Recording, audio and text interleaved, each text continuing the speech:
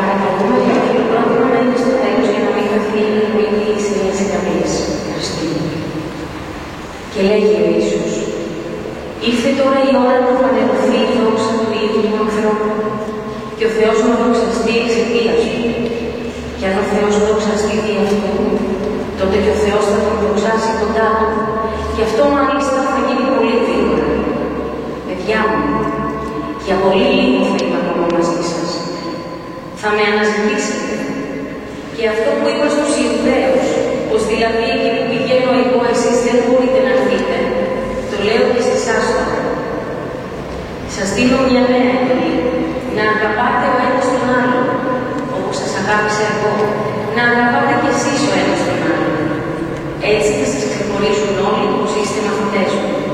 Αν έχετε αγάπη ο ένας για τον άλλον. Ο Ιησούς είναι η οδός που οδηγεί στον Πατέρα. Μην ταράζετε την καρδιά σας. Να έχετε πίστη στο Θεό. Να έχετε πίστη και σε μένα. Στο σπίτι του Πατέρα μου υπάρχουν πολλοί τόποι διαμονής. Αν δεν υπήρχαν, θα σας το έλεγα. Εγώ πηγαίνω να σας ετοιμάσω τόπο. Και όταν πάω να σας ετοιμάσω τόπο, πάλι θα έρθω και θα σας πάρω κοντά μου, ώστε όπου είμαι εγώ να είστε κι εσείς. Ξέρετε βέβαια και που πηγαίνω και την οδό να οδηγεί. Κύριε, του λέει ο Θωμάς, δεν ξέρουμε που πηγαίνεις. Πώς λοιπόν μπορούμε να ξέρουμε την οδό που οδηγεί εκεί? Ο Ιησούς του απάντησε, εγώ είμαι ο οδός, η αλήθεια και η ζωή. Κανείς δεν πηγαίνει στον Πατέρα παρά μόνο αν περάσει από μένα. Αν με είχατε γνωρίσει, θα είχατε γνωρίσει και τον Πατέρα. Αλλά και από τώρα τον γνωρίζετε και τον έχετε δει. Εγώ είμαι το αληθινό κλίμα και ο Πατέρας μου είναι ο αμυντουργός. Κάθε κλιματόλεγα πάνω μου δεν κάνει κακό και τίποτε. Κάθε κλιματόλεγα κάνει κακό, την κλαδεύει για να κακοφορήσει περισσότερο. Εσείς είστε κιόλας κλαδεμένοι και καθαροί από αυτά που σας έχω δικάσει. Μείνετε ενωμένοι μαζί μου. Τότε θα είμαι κι εγώ ενωμένος μαζί σας. Όπως η κλιματόλεγα δεν μπορεί να κακοφορήσει από ομογενείς, αν δεν είναι ενωμένη με το κλίμα. Το ίδιο και εσείς, αν δεν μείνετε ενωμένοι μαζί μου. Και εγώ είμαι το κλίμα, εσείς κλιματόλεγες. Εκείνος που μένει ενωμένος μαζί μου και εγώ μαζί μου, αυτός δεν είναι άφθονο κακό, γιατί χωρίς εμένα δεν μπορείτε να κάνετε τίποτα. Αν κάποιος μένει ενωμένος μαζί μου, θα τον πετάξουν έξω σαν κλιματόλεγα και θα ξεραθεί. Τις βέλες αυτές τις μαζεύουν, τις ρίχνουν στη φωτιά και καίγονται. Αν μείνετε ενωμένοι μαζί μου και τα λόγια μου μείνουν ζωντανά μέσα σας, ό,τι θελήσετε ζητήστε του και θα σας δοθεί. Με αυτόν τον τρόπο φανερώνεται τη δόξα του Πατέρα μου. Όταν εσείς δώσετε άφθονο καρπό και αποδεχθείτε έτσι μαθητές μου.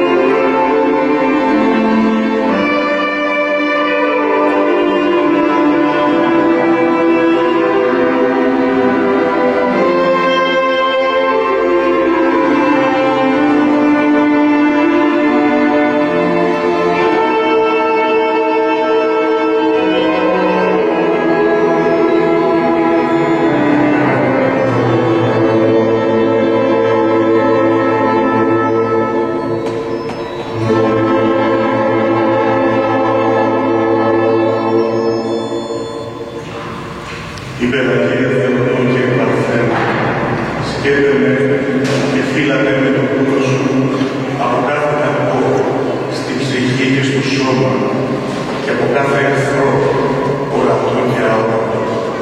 Χαίρετε χαριτωμένη Μαρία, ο Κύριος μετά σου, είσαι ευλογημένη εσύ ανάμεσα στις γυναίκες και είναι ευλογημένος ο καρπός της κοιλιάς σου, γιατί γέννησες το σωτήρα των ψυχών μας. Να χαίρεσαι και να ευνέζεσαι Θεοτό και Παρθένα και να πρεσβεύεις για το κούλο σου, Κυρία και Δέσποινα των Αγγέλων και μητέρα των χριστιανών, βοήθησέ με τον κούλο σου.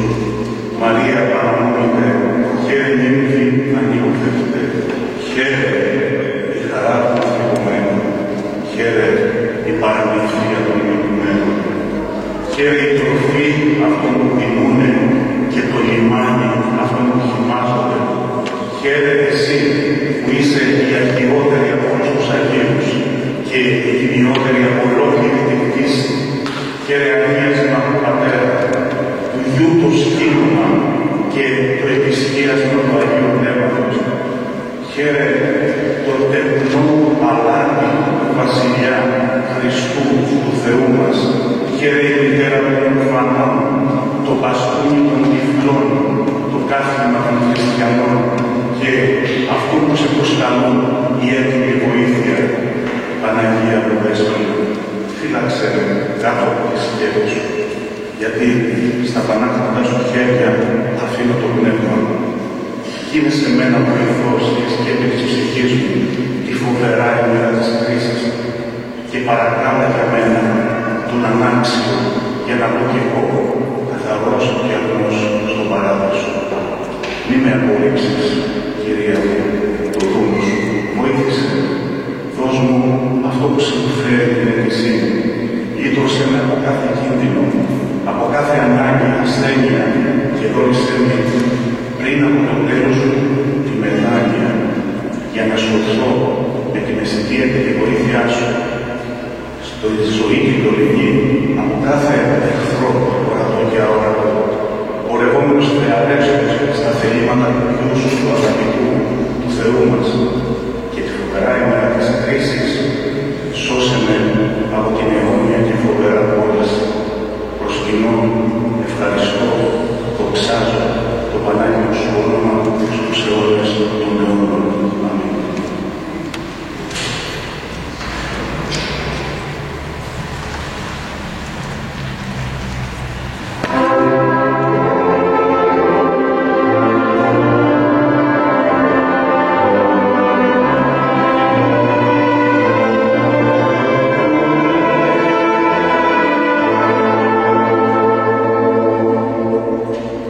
Amen.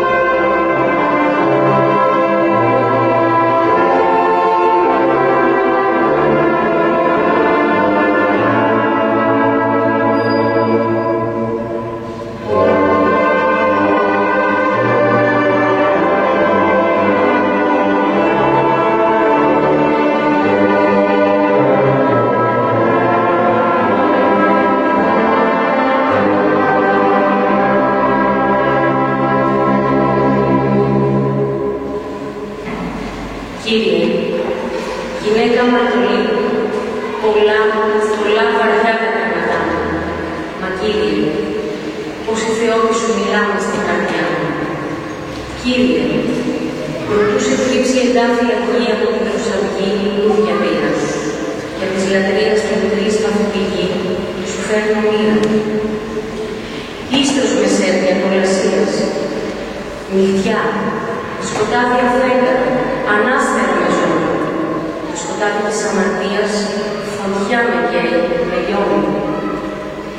Εσύ που από τα πέλα τα νερά, τα υψώνεις μέχρι, πάρε τα έρωτά μου, φυλάδια, είναι ποτάμια φλογερά τα μακριά μου. Γύρεσαι με, η ψυχή μου πως πονεί, δέξου με, εσύ που δέχτηκες και γύραν άφραστα ως εδώ κάτω οι ουρανοί και σάρκα πήραν. Στα γρατά σου πόδια, βασιλιά μου εσύ, θα πέσω και θα στα φιλήσω και με τις κεφαλής μου τα μαλλιά θα στα σπουδήσω.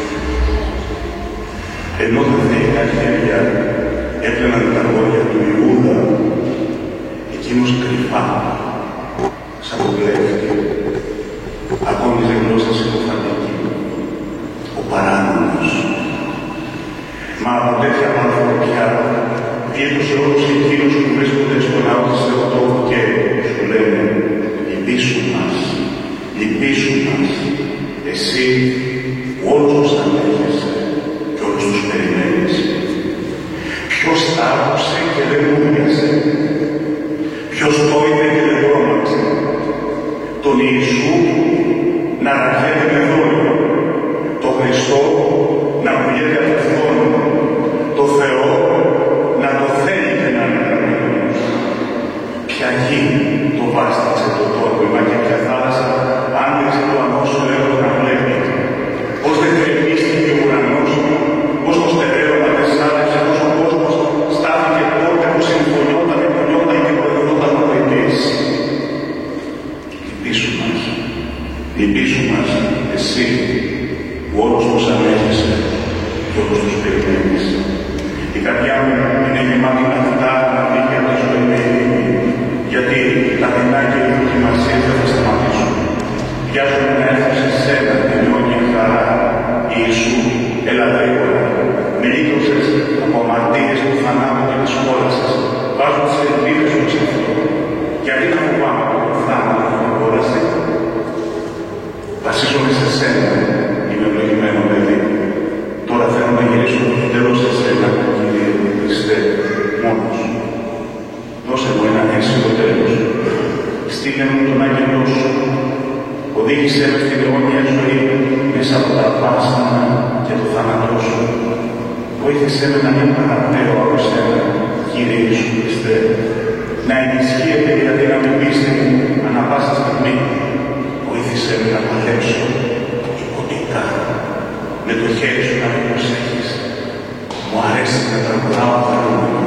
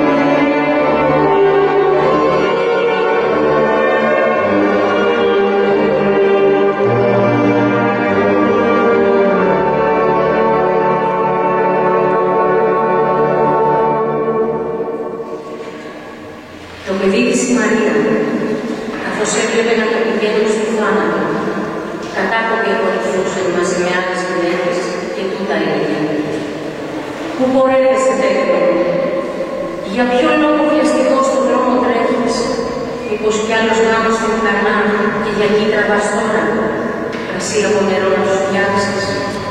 Να έρθω μαζί σου τέχνο ή καλύτερα να σε περιμένω. Ένα λόγο πες μου, εσύ που αγνή με φύλαξες, ο Υιός και Θεός μου. Πηγαίνεις παιδί μου σε άδικο φόνο και κανείς δεν σε βοεί. Ο Πέτρος δεν έρχεται μαζί σου, σου είπε ποτέ δυσαρνώ. Σ' άφησε ο Θωμάς που εκδήλωσε, ας πεθάνουμε όλοι μαζί του. Και οι άλλοι ακόμα, οι φίλοι και οι γνωστοί που πρόκειται να κρίνουν τις φυλές του Ισραήλ. Πού βρίσκονται τώρα? Κανένας από όλους και ένας για όλους. Πεθαίνεις τέχνο, μόνος, μιας και όλους μας έσωσες, μιας και φέρθηκες όμορφα σε όλους εσύ, ο Υιός και Θεός μου.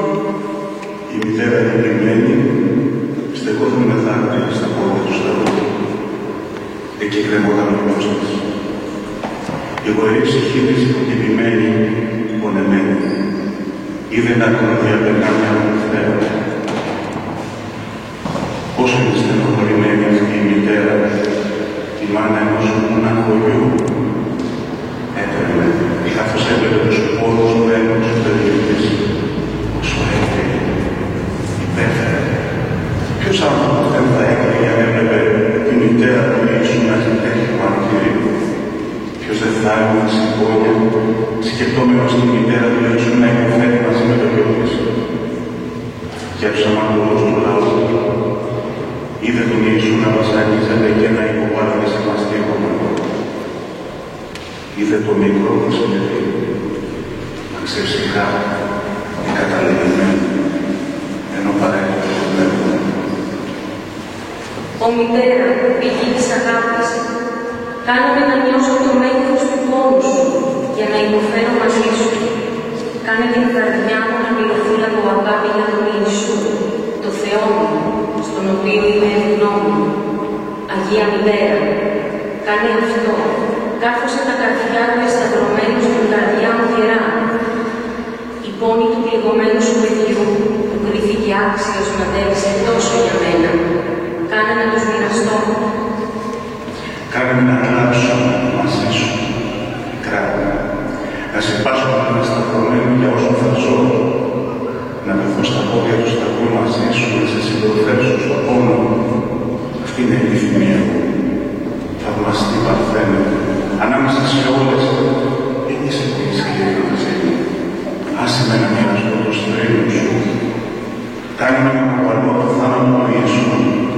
Να μοιράζομαι το πάθος του, να θυμάμαι τα γράμματά του. Κάνε με να προστατευτώ από το σταυρό, να δυναμώσω από το θάνατο του Ιησού, να αναγεννηθώ από τη χάρη του. Όταν πεθάνει το σώμα μου, κάνε την ψυχή μου να συναντήσει τη δόξα του Παραδείσου. Αμήν.